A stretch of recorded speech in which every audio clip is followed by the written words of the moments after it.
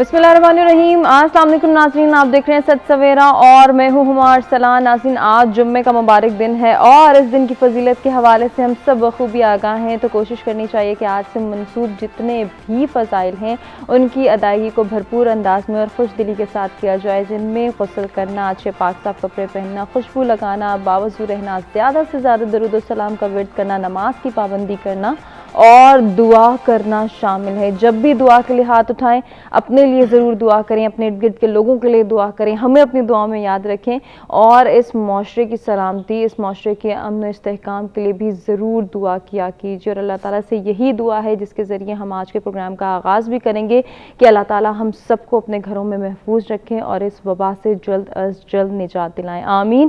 اور آپ کو بتائیں گے آج کے ٹاپکس کے حوالے سے کہ جن پر ہم گفتگو کریں گے، جن کے حوالے سے ہم جو ہے وہ بہت کچھ سیکھیں گے، بہت کچھ جانیں گے اور یہ دیکھیں گے کہ ہم کس طرح سے جو ہے وہ اپنی زندگی میں بہتری لا سکتے ہیں، اپنی دنیا اور آخرت کو سنوار سکتے ہیں۔ اور اس کے ساتھ ساتھ جی بہت ضروری ہے کہ ایسے تمام تر ٹاپکس پر گفتگو کی جائے جو کہ ہمارے لیے دینی اور دنیاوی فلاح کا سبب اور باعث ہوں۔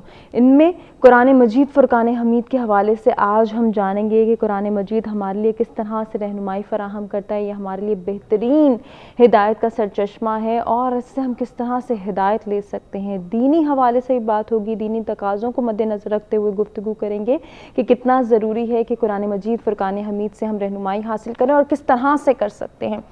دینی لحاظ سے تو ہم جانیں گے ہی، ساتھ ہی دنیاوی اسپیکٹ میں جب ہم بات کرتے ہیں، دنیا کے پرسپیکٹو میں بات کرتے ہیں تو بہت ضروری ہے کہ اپنے دنیاوی معاملات کے حوالے سے بھی ہمیں پتہ ہو، ہم جان سکیں کہ ہماری بہتری، ہماری فلاح اور ہماری بھلائی کس میں پنہا ہے اور اس میں ہمیں کس طرح سے قرآن مجید ہدایت دیتا ہے، کس طرح سے رہنمائی فراہم کرتا ہے، کس طرح سے گائیڈ لائن پرووائڈ کرتا ہے، اس کے حوالے سے بھی ہم ضرور گفتگو کریں گے۔ جبکہ آپ کو بتائیں گے آج کے دوسرے ٹاپک کے حوالے سے کہ آج کا جو ہمارا دوسرا ٹاپک ہوگا وہ بھی انتہائی اہمیت کا حامل ہے، جس میں ہم جو ہے دین اسلام کی روشنی میں جانیں گے حقوق العباد کی اہمیت کیا ہے، یعنی کہ بندوں کے حقوق کیا ہیں اور ان حقوق کو ہم کس طرح سے پورا کر سکتے ہیں، کس طرح سے ان کے حوالے سے گائیڈ لائن پرووائڈ کر سکتے ہیں، کس طرح سے جو ہے حقوق العباد کی انڈرسٹینڈنگ ڈیولپ ہو سکتی ہے۔ اس کانسیپٹ پر روشنی ڈالیں گے اور ساتھ ہی ساتھ اس سے ہمارے معاشرے کی بھلائی کیسے ممکن ہے یہ بھی ضرور جانیں گے۔ ان دونوں ٹاپکس کے حوالے سے آپ ہمارے ساتھ کچھ شیئر کرنا چاہیں، کچھ پوچھنا چاہیں یا پھر ہمارے ساتھ جو ہمارے ایکسپرٹس موجود ہوں گے ان سے کوئی سجیشن لینا چاہیں تو لائیو کالز کے ذریعے آپ بھی پارٹیسپیٹ کر سکتے ہیں، اوورسیز پاکستانی بھی پارٹیسپیٹ کر سکتے ہیں۔ نمبرز آپ کی اسکرین پر موجود ہیں۔ آغاز میں مہمانوں سے ملاقات ہوگی، ان سے گفتگو کا آغاز ہوگا، لیکن جو اس سے پہلے موسم کی صورتحال شامل کریں گے اور دیکھیں گے کہ آج کا ویدر ہمیں کیا انڈیکیٹ کر رہا ہے۔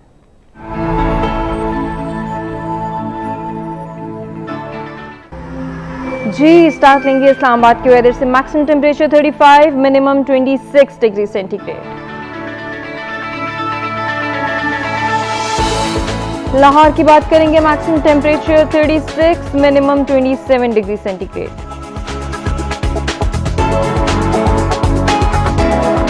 رخ کریں گے کراچی کا، maximum temperature 36، minimum 29 degree centi grade.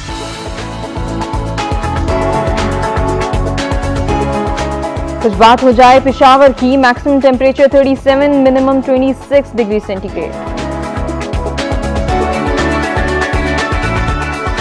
جی کوئٹہ کا احوال آپ کو بتائیں، maximum temperature 34، minimum 19 degree centi grade. Gilgit Baltistan, maximum temperature 26، minimum 16 degree centi گریڈ۔ لاسٹ میں بات کریں گے مظفر آباد کی، maximum temperature 32، minimum 20 degree centi گریڈ آج ریکارڈ کیا ہے۔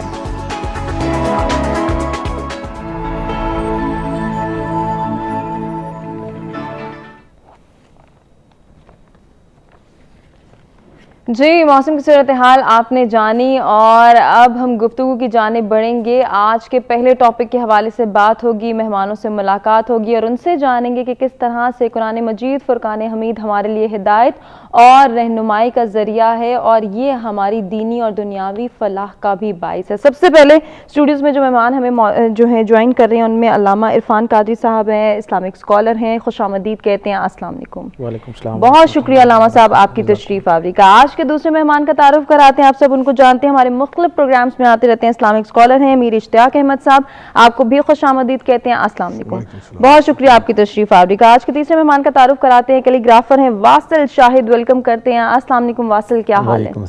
خیریت سے ہیں آپ؟ گفتگو کا آغاز کریں گے علامہ صاحب، سب سے پہلے جو ہے وہ ہم بات کریں گے علامہ صاحب سے آج کے ٹاپک کے حوالے سے، لیکن اس سے قبل آپ کو بتائیں کہ واصل جو ہیں وہ بھی آج ہمارے ساتھ موجود ہیں اور وہ لائیو کیلیگرافی بھی کر کے دکھائیں گے، ان سے بھی بعد میں گفتگو ہوگی۔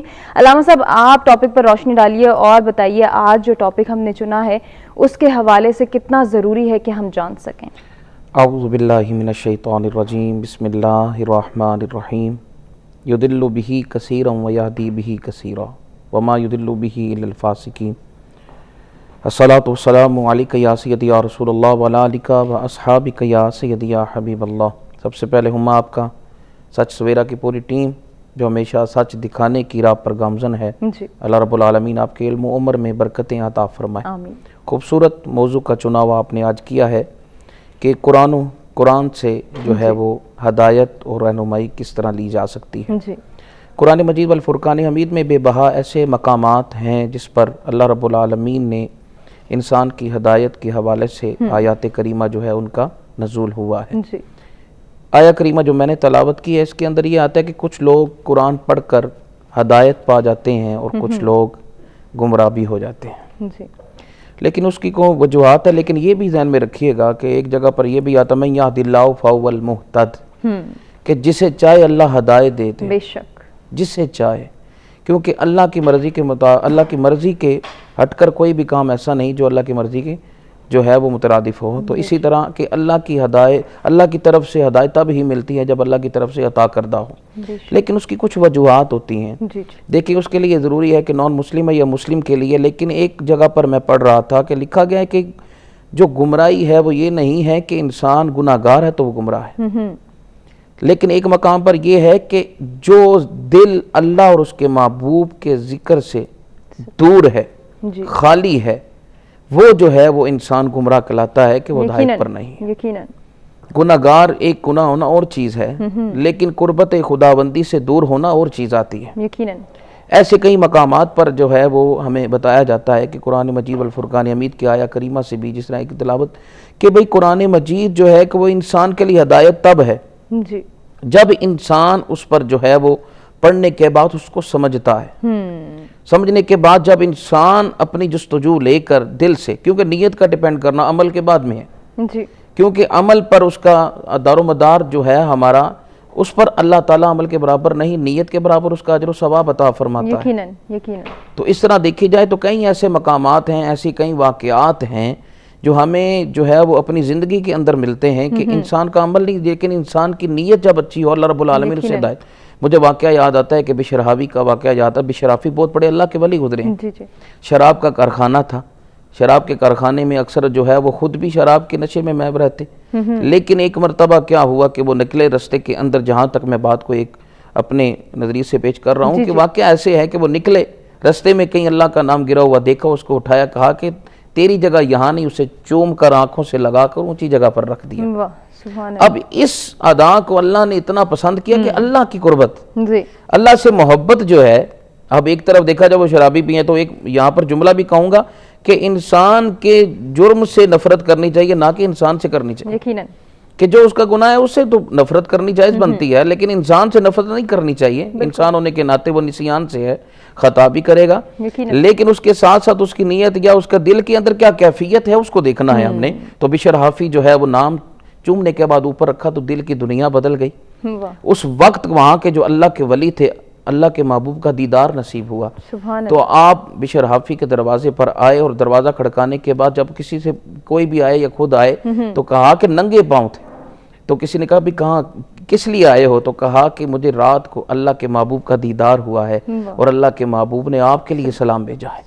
تو آنکھوں میں آنسو ہیں اور ننگے پاؤں ہی نکل گئے۔ اس کے بعد حافی، کیونکہ یہ ننگے پاؤں والے کو کہا جاتا ہے بشر حافی، دل کی دنیا کہاں سے بدلی؟ صرف ایک ایسا کام، عمل کیا تھا، نیت کیا تھی کہ عشق خدا جو تھا، محبت تعظیم خدا، کہ اللہ نے دل کی دنیا کو بدل دیا، وہی شرابی اللہ کا ولی بن گیا۔ ایک وقت میں یہ آتا ہے کہ جب وہاں سے ایک بندہ گزرا تو اس نے کہا کہ لگتا ہے رستے کے اندر جانور نے پیشاب کیا ہوا، تو آپ نے کہا لگتا ہے کہ آج بشر حافی کا انتقال ہو گیا ہے. انہوں نے کہا حضرت یہ کیسے؟ فرمایا کہ جب تک بشر حافی زندہ تھے نا تو وہ اللہ کا ولی جہاں سے اس کی جو گزرگاہ تھی وہاں کبھی جانور پیشاب نہیں کیا کرتے تھے ان کے ادب کے لیے. تو اگر یہاں پر اگر یہ پیشاب کیا گیا تو پتہ چلا کہ آج بشر حافی دنیا سے رخصت ہو گئے. اللہ اکبر. جی میر صاحب آپ کیا کہنا چاہیں گے؟ آج کا جو ہمارا موضوع ہے قرآن مجید فرقان حمید سے ہدایت ہماری دنیا اور آخرت دونوں کی بھلائی کے لیے. بسم اللہ الرحمن الرحیم. شکریہ عما. بات یہ ہے کہ یقیناً جس طرح سے میرے پیشروں نے کہا کہ یہ بڑا ہی اہم موضوع ہے. یقیناً دنیا میں کوئی بھی کارخانہ، کوئی بھی فیکٹری، اس کی جو پروڈکشن ہوتی ہے اس کے فنکشنز اور اس کی کمانڈز کو وہی طے کرتا ہے جو اس کا بنانے والا ہوتا ہے. ہر خالق اور ہر ایک کارخانہ اپنی پروڈکشنز کو استعمال کرنے اور ان کو ڈیل کرنے کے کچھ اس نے ضابطے، کچھ قواعد مقرر کیے ہیں.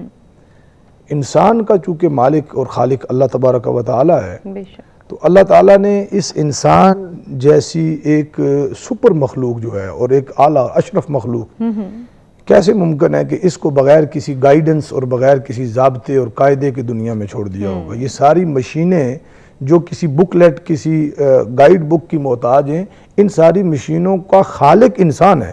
اور سائنسدانوں کی کوئی تحقیق اس طرح کی میری کہیں نظر سے گزری کہ اب تک دنیا میں جتنی انوویشنز اور جتنی یہ بڑی بڑی ترقیاں ہو چکی ہیں، انسانی دماغ ابھی صرف 8% استعمال ہوا ہے. ابھی 90 سے زیادہ % یہ باقی ہے اور پتہ نہیں کیا کیا ایجادات ہوں گی.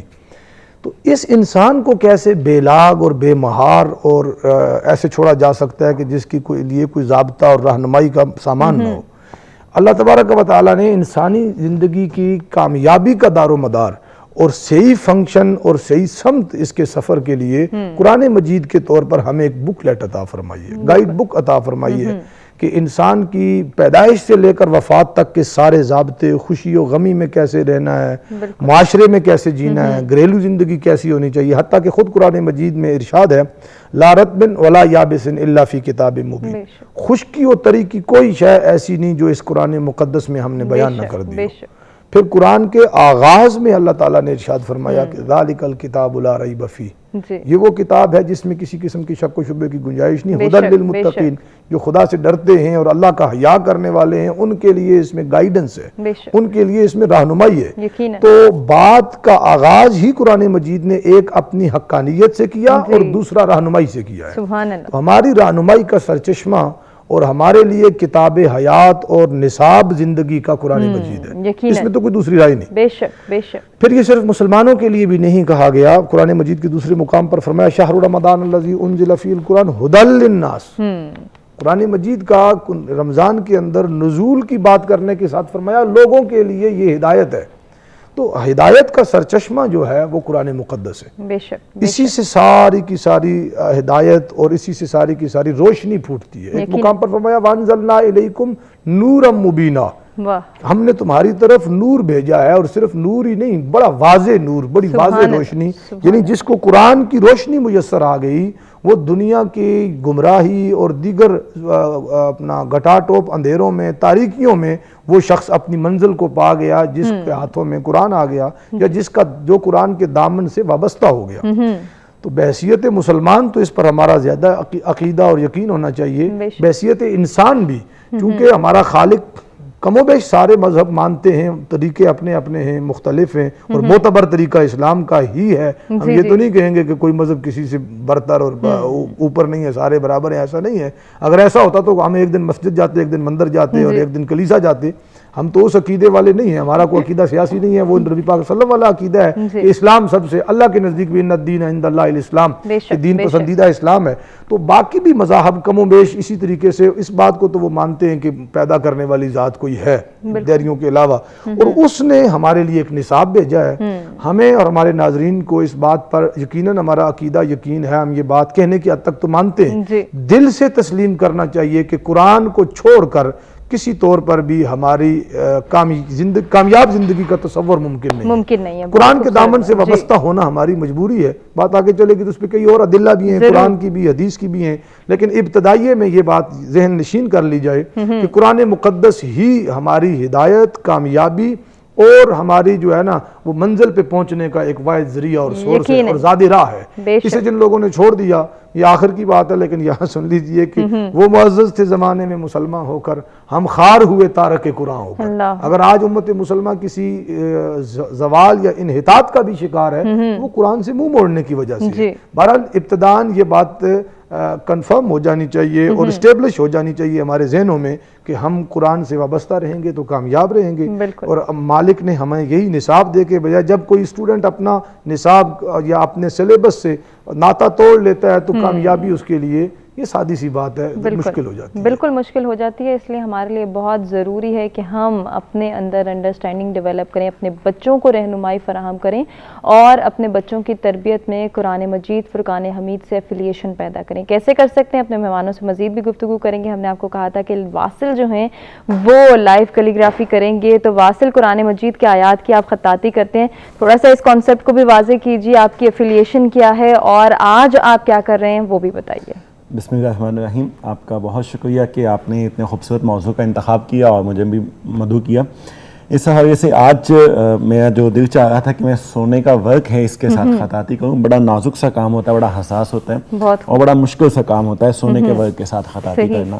اور آج ایک آیت کی بجائے میں مولا علی کا نام جو نا علی ابن ابی طالب یہ لکھنے کی کوشش کروں گا کہ یہ میں لکھ سکوں, کیونکہ وہ آپ مدینہ علم جو ہے آپ اس کے باب ہیں, باب علم ہیں, تو اس حوالے سے میری کوشش یہ ہے کہ میں علی ابن ابی طالب پروگرام کے دوسرے حصے تک ہی مکمل کر سکوں انشاءاللہ. ضرور ہو جائے. جو موضوع اس حوالے سے ایک چھوٹی سی بات کرنا چاہوں گا, ضرور کیجیے, کہ انسان کا ابھی تک جتنی ترقی کی ہے انسان نے, وہ کسی بھی میدان میں ہو, سماجی, سیاسی یا کوئی بھی ہمارا سائنس کا میدان ہے کوئی بھی, اس کے پیچھے جو نا محرک جو سب سے بڑا ہے وہ کتاب ہے. کتاب سے بڑھ کر انسان کو کہیں اور سے علم میسر نہیں ہوگا. اور جب کتابوں کا موازنہ کیا جائے, آپس میں دیکھا جائے, تو کچھ تھیوریز ہوتی ہیں آکے کچھ عرصے کے بعد ختم ہو جاتی ہیں, پھر نئی تھیوریز آ جاتی ہیں, نئی کتاب آ جاتی, تحقیق کا سلسلہ چلتا رہتا ہے اس طرح سے. لیکن جو تخلیق جس نے کیا ہے اس کائنات کو اور انسانی وجود کو, اس کے لیے جو بہترین تحفہ عطا کیا ہے وہ بھی کتاب کا تحفہ ہے کہ یہ لیجئے, اس سے آپ سبق حاصل کیجئے, اسی سے چلیے. ہمارا, میں سمجھتا ہوں کہ کتاب کے حوالے سے ہمارا ایک عقیدت کا تعلق تو ہے, اچھی بات ہے کہ ہمارا عقیدت کا تعلق ہے, ہونا بھی چاہیے, لیکن عقیدت سے بڑھ کر جو اگلا مقام ہے وہ ہے تحقیق کا.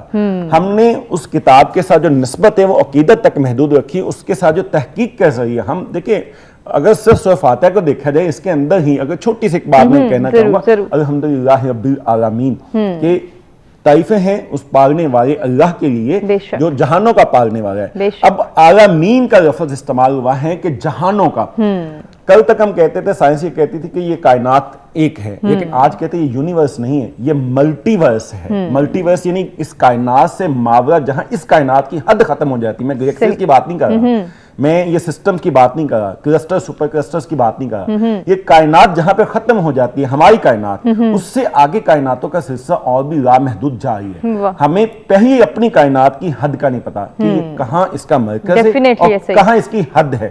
اس سے آگے کتنا ڈارک ایریا ہے اور اس کے بعد پھر اگلی کائنات شروع ہو جاتی ہے, ہمیں اس کا علم نہیں ہے. اور یہ پہلی ہی آیت کے اندر قرآن پاک کی عالمین کا جو لفظ استعمال کیا, اللہ نے یہ مقدہ وہیں پہ حل کر دیا کہ الحمدللہ رب العالمین. تو یہ کائنات ایک عالم نہیں, ایک جہان نہیں ہے, یہ کائناتوں کا سلسلہ پورے کا پورا. لیکن سائنس آج 21ویں صدی میں اس مقام پہ پہنچی کہ اس بات کو سمجھ سکے. لیکن ہم اگر تحقیق کا سلسلہ جاری رکھتے تو پہلی آیت سے یہ بات ہم سمجھ لیتے اور ہم دنیا کی رہنمائی کرتے علم کے میدان میں. ہمارا مسئلہ, میں دنیا کی سطح پر اگر دیکھوں, ہماری کوئی معاشی کمزوری نہیں ہے. دنیا کے پاس بہت, ہم مسلمانوں کے پاس دولت ہے, وسائل ہیں, ہمارے پاس ہیومن ریسورسز کی کمی نہیں ہے. ہمارے پاس جو کمی ہے وہ فکر اور فکری میدان افلاس کی ہے. بالکل ایسے, اس کمی کو ہم کیسے پورا کر سکتے ہیں؟ ہم مزید بھی اس گفتگو کے سلسلے کو آگے بڑھائیں گے. ناظرین, ہمیں ایک بریک کی جانب بڑھنا ہے, بریک سے واپس آتے کنٹینیو کرتے ہیں.